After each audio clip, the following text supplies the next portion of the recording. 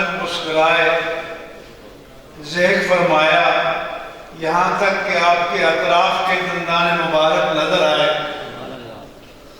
حضرت ابوبکر صدیق نے عرض کیا کہ ما اضحکک اضحک اللہ سنک، یا رسول اللہ صلی اللہ علیہ وسلم، یہ تو دعا کا موقع ہے، گڑگڑانے کا موقع ہے، عجز و انکسار کا موقع ہے، آپ اچانک ہنس دیے، یہ کیا سبب بنا؟ ہماری تمنا ہے کہ ان نورانی دندان مبارک کو ہمیشہ ہنستا ہوا دیکھیں۔ سبحان اللہ۔ حضور نے فرمایا کہ میں نے رب کریم کی بارگاہ میں عرض کیا کہ یا اللہ، وہ جو عرفات میں کہا تھا کہ سب معاف لیکن حق تلفی مظالم معاف نہیں ہوں گے، ان شئت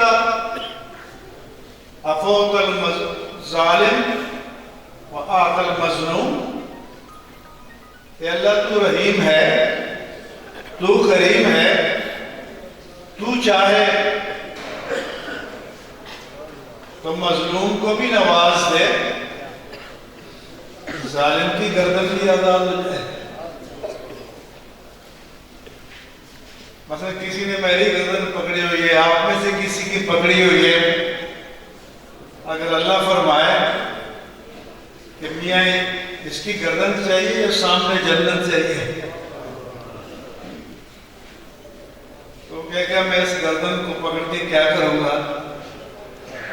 تو میرے آقا نے اللہ سے التجا کی کہ اے اللہ، تو مظلوم کو بھی نواز دے، بخش دے، اور ظالم کو معاف کر دے تو چاہے۔ اللہ نے میری دعا قبول فرما دی، اور شیطان نامراد ہو کر الٹے پاؤں واپس بھاگ رہا ہے اور سر پہ مٹی ڈال رہے، یا ویلتا یا حسرتا، آئے میں مر گیا، میں تباہ ہو گیا، ساری محنت چلی گئی۔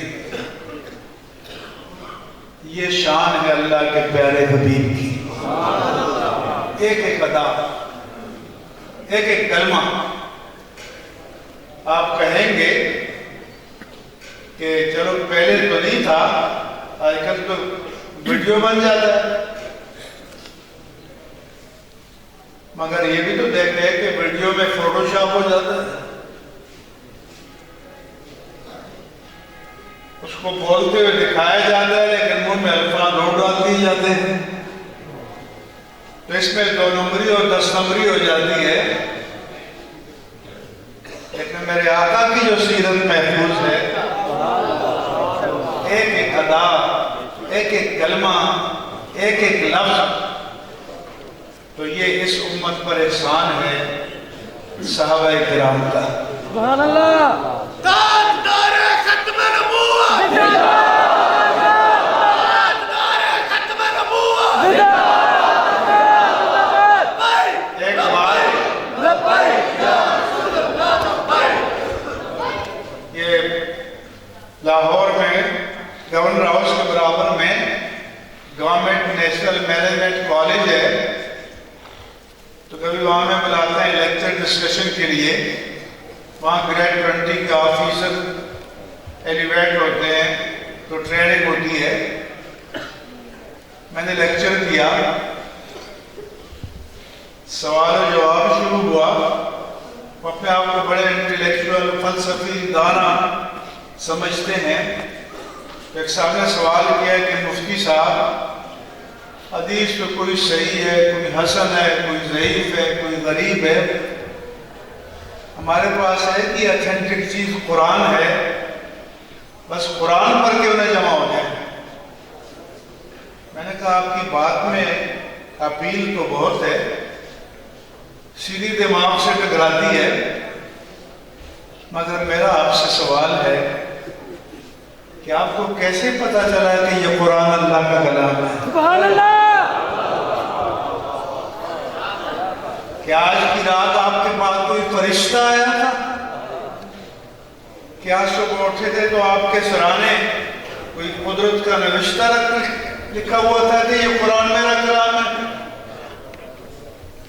تو میں نے کہا کہ جن صحابہ کرام کے ذریعے ہمیں یہ معلوم ہوا کہ قرآن اللہ کا کلام ہے، انہی کی زبانی معلوم ہوا کہ حدیث رسول اللہ کا کلام ہے۔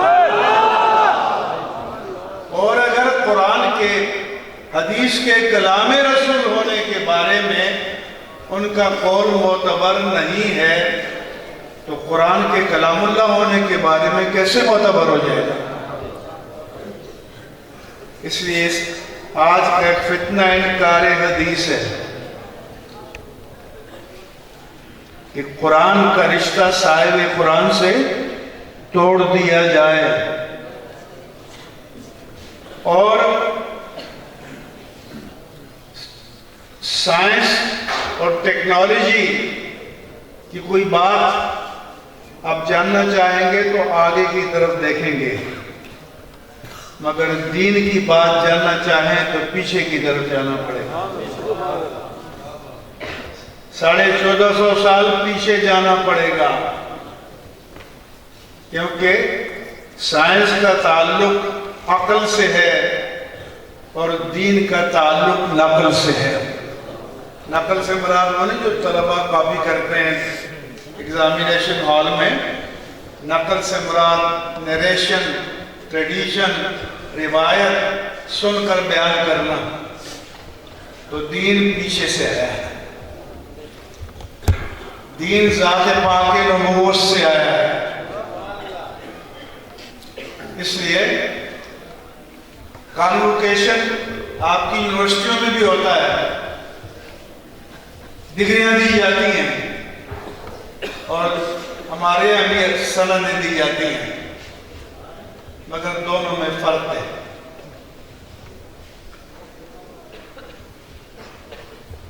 میں کراچی یونیورسٹی سے گزرتا ہوں، جب کانوکیشن ہوتا ہے تو باہر طلباء یا بینر لٹکائے ہوتے ہیں، ہمیں ڈگری نہیں روزگار چاہیے، کیونکہ ڈگری ماسٹر کی ہو، گریجویشن کی ہو، ایم فل کی ہو، پی ایچ ڈی کی ہو، نوکری تلاش کرنے کا لائسنس ہے۔ نوکری مل گئی تو ڈگری کام آ گئی، نوکری نہ ملی تو کاغذ کا ٹکڑا ہے۔ لیکن یہاں جو سند دی جاتی ہے یہ ہوتا ہے کہ میں نے اپنے شیخ سے سنا، انہوں نے اپنے شیخ سے سنا، انہوں نے حدیث کو اپنے شیخ سے سنا، 1450 سال کا سفر طے کر کے سلسلہ بہ سلسلہ، کڑی بہ کڑی، یہ شاگردی کا تعلق بالواسطہ ذات پاک مصطفیٰ سے قائم ہو جاتا ہے۔ یہ سند دنیا میں بھی کام آتی ہے، قبر میں بھی کام آتی ہے، حشر میں بھی کام آتی ہے۔ سند حدیث سے کہتے ہیں، دین کا مدار اس پر ہے۔ اس لیے اگر بیچ میں کڑی ٹوٹ جائے تو اس کی اتھینٹسٹی، ثقافت کمزور پڑ جاتی ہے، تو پھر اس سند کی پہلی کڑی کون ہے؟ یہ ہمارے علماء نے اپنے اساتذہ سے پڑھا ہے، تو یہ جو 1450 سال کا سفر طے کر کے سلسلہ بہ سلسلہ، کڑی بہ کڑی ذات پاک مصطفیٰ تک ان کی شاگردی کا رشتہ پہنچتا ہے بالواسطہ، تو پہلی کڑی کون ہے؟ اللہ کے رسول سے پہلے کس نے سنا؟ نہیں پتہ؟ حضور کے پہلے شاگرد کون تھے؟ صحابہ کرام۔ تو آج جو صحابہ کرام پر انگلی اٹھائی جاتی ہے، تو اس سازش کی جڑ معلوم ہے؟ یہ ایسا ہے کہ دین کی بنیادوں میں ڈائنامائٹ بھر دیا جائے، بارود بھر دیا جائے کہ چنگاری لگائیں تو دھک سے اڑ جائے، کیونکہ اگر پہلی کڑی معتبر نہیں ہے تو باقی پیچھے کیا رہ جاتا ہے؟ اس لیے حضور نے وارن کیا تھا اپنے صحابہ کے بارے میں کہ اللہ فی اصحابی، اللہ فی اصحابی، خبردار میرے اصحاب کے بارے میں اللہ سے ڈرتے رہنا۔ فمن احبہم فبحبی احبہم، جو ان سے پیار کرے گا وہ میری وجہ سے کرے گا۔ ومن ابغضہم فببغضی ابغضہم، جو ان سے بغض رکھے گا پہلے مجھ سے رکھے گا اور پھر میرے صحابہ سے رکھے گا۔ ومن ابغضنی فقد اذانی، جس نے مجھ سے بغض رکھا اس نے مجھے اذیت پہنچائی۔ ومن اذانی فقد اذى اللہ، جس نے مجھے اذیت پہنچائی اس نے اللہ کو اذیت پہنچائی۔ ومن اذى اللہ فیوشک ان یاخذہ، جو اللہ کو اذیت پہنچائے تو وہ وقت دور نہیں کہ اللہ اسے اپنی پکڑ میں لے لے گا۔ مَجِذَارَ تُمُ الَّذِينَ يَسُبُّونَ أَصْحَابِي فَقُولُوا لَعْنَةُ اللَّهِ عَلَىٰ شَرِّكُمْ، جب تم دیکھو کہ کچھ لوگ میرے صحابہ کو برا کہہ رہے ہیں تو تم کہو کہ تمہارے شر پر اللہ کی لعنت ہو۔ اس لیے آج کل یہ فتنہ نفوذ کر رہا ہے،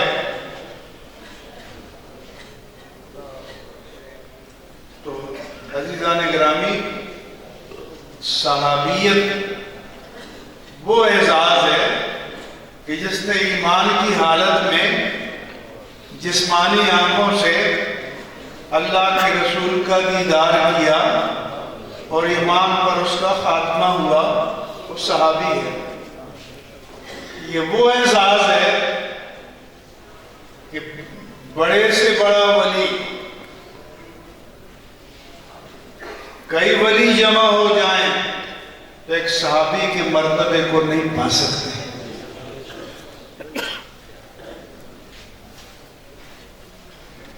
بیت اللہ کا دیدار کرنے والا حاجی کہلاتا ہے، قرآن کا دیدار کرنے والا قاری کہلاتا ہے، نبی کا دیدار کرنے والا صحابی کہلاتا ہے۔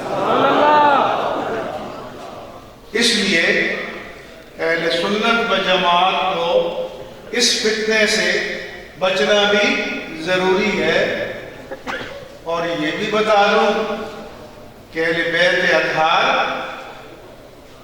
اور اصحاب رسول میں ٹکراؤ نہیں ہے، تصادم نہیں ہے کہ تم اہل بیت سے محبت کرتے ہو یا صحابہ سے کرتے ہو، یہ کنٹرڈکٹری نہیں ہے۔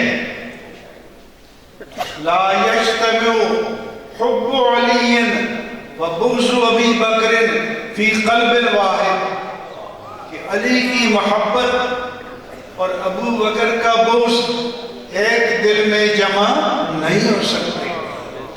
جو محب علی ہے وہ محب ابو بکر ہے، اور جو مبغض ابو بکر ہے وہ مبغض علی ہے۔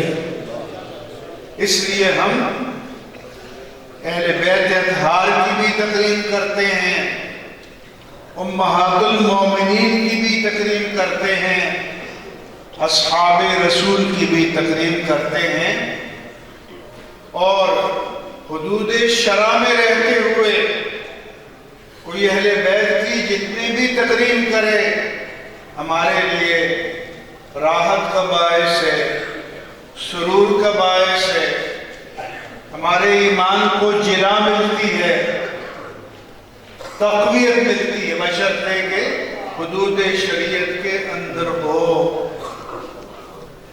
لیکن اگر کوئی اہل بیت کی شان بیان کرتے ہوئے صراحتاً، اشارتاً، کنایتاً، تعریضاً، توریتاً صحابی کی توہین کرے گا تو یہ قابل قبول نہیں ہے۔ سو فتنہ یہی ہے کہ جس سے اہل سنت و جماعت کو محتاط رہنا ہے۔ جیسے ابلیس کہہ رہا تھا نا کہ میں آپ کا ہمدرد ہوں، تو اب حب اہل بیت تو ہماری کمزوری ہے، ہر مومن کی کمزوری ہے، لیکن اس کی آڑ میں صحابہ کی توہین کریں، بلیک میل کریں تو یہ قابل قبول نہیں ہے۔